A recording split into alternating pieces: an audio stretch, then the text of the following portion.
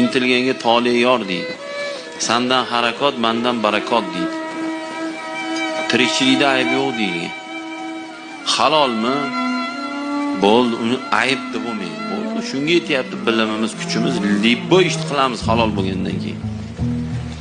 U tozaxonada haromxo'rlarga o'sha qimor o'ynab boy bo'lgandan ko'chada makulatura yig'ishtirib yurganimiz afzal. Musulmon shunday fikrda bo'ladi. Yoki ana haromxo'r o'g'rilarga o'xshab nima misol janozada bittasini velosipedini minib ketsa, misol talpada bilmay gogoda bo'lib qoladi-yu. Janozada velosipedlar yo'qoladi masalan.